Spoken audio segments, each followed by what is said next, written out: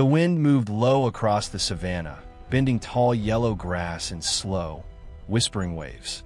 Heat shimmered above the ground, blurring the horizon into a wavering mirage. Dr. Helena Duarte, 42, wildlife veterinarian, stood beside a dust-covered Land Rover with the engine ticking as it cooled. Her binoculars were frozen halfway to her eyes. 30 meters ahead, near the edge of a dry riverbed carved in a cracked clay, two pale shapes shifted weakly in the dust. They were too small to be rocks, too still to be grazing animals, too exposed to be alive for long. Helena took a slow step forward, boots crunching on brittle earth.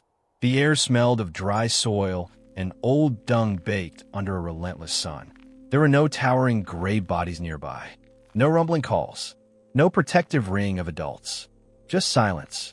Then one of the shapes lifted its head. A thin trunk reached into the air, trembling, searching for something that wasn't there. Helena stopped breathing for a second. "Elephants," she whispered. "Babies." She raised the binoculars. Pale skin, almost white, pink around the ears, sparse hair catching the light like fine threads. Albino. Both calves lay on their sides, ribs faintly visible beneath stretched skin. One struggled to stand, legs folding under its weight before it collapsed back into the dust. No herd meant no protection. No mother meant no milk. No milk meant hours, maybe a day, before dehydration shut their bodies down. Helena lowered the binoculars slowly.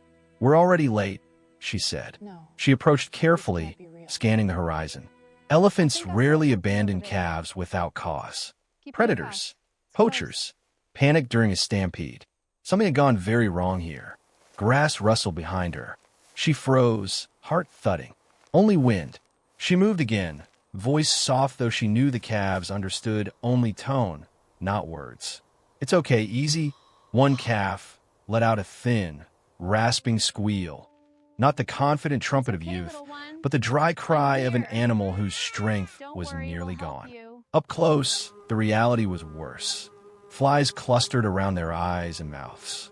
Their ears hung limp.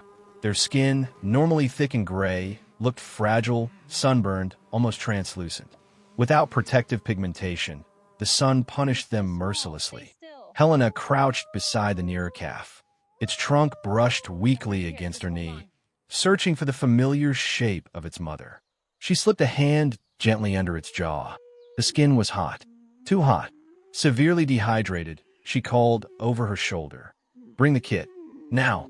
Daniel, 28, a field technician with dust permanently ground into his boots, jogged over carrying a medical pack and water containers. He stopped when he saw their color. "Albinos," he murmured. Helena nodded, which means they stood out to predators. And to people. She glanced at the empty horizon again. Still no herd. She worked quickly. Thermometer, stethoscope pressed to fragile ribs, fingers checking gums and tongue. Daniel brushed flies away with a leafy branch, jaw tight. Helena mixed electrolyte solution and filled a large feeding syringe with a rubber tube. She guided it gently into the first calf's mouth. Its trunk twitched, then wrapped clumsily around her forearm. Instinct. Even close to death, instinct remained. She pressed the plunger slowly. The calf swallowed with visible effort. Good. The second calf dragged itself closer, legs scraping through dust. It made a low, vibrating rumble, a contact call elephants use to stay connected across distance. There was no answer. Daniel swallowed. Where are you? "Where's the mother?" Helena didn't look up. Could be miles away. Could be gone. She finished the first feeding and moved to the second calf. Its eyes were dull, lids heavy, but it swallowed too. Field protocol usually meant minimal interference. Let nature decide. But this reserve wasn't untouched wilderness. Human fences, roads, and poachers had already altered the balance. Helena unclipped the satellite radio from her vest. "This is Dr. Duarte at Sector 14 Dry Basin. 2 albino elephant calves, approximately 2 to 3 months old. No herd presence. Severe dehydration. Initiating emergency rescue." Static crackled, then a voice answered. A transport truck was 40 minutes away. Helena looked at the sun, already high and merciless. 40 minutes was a long time in this heat. They rigged a shade tarp from the side of the vehicle, stretching it over the calves. Daniel soaked cloths with water and laid them over the calves' heads and backs to cool them slowly. Both flinched at first, then relaxed. One leaned its head against Helena's leg. Its pink-rimmed, I blinked slowly. She scratched gently behind its ear where flies gathered. A distant rumble rolled across the plains. Both humans looked up. On the horizon, gray shapes moved through heat haze. A herd. Hope flickered, but they were far away, moving steadily in the opposite direction. The calves' weak calls would never reach them. Helena lowered her gaze. She knew better than to try to lure a wild herd with recorded sounds. It could confuse or distress them. The calves rumbled again, faint and desperate. The herd never turned. When the rescue truck finally arrived in a plume of dust, the work became urgent and awkward. Straps slid under small bellies. Legs dangled. Trunks curled instinctively around empty air.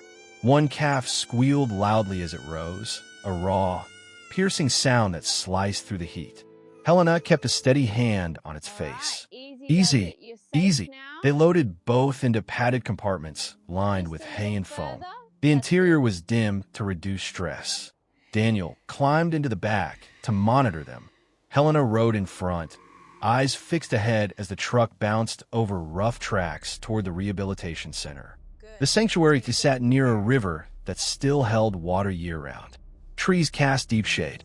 Other rescued elephants, orphans of drought, poaching, and conflict, roamed a large protected enclosure. But these two were in critical condition. They were placed in a soft-walled stall bedded with sand. Felines delivered fluids. Their temperatures were monitored constantly. They're too weak for standard formula, Helena said quietly after checking their vitals. Their digestive systems are shutting down.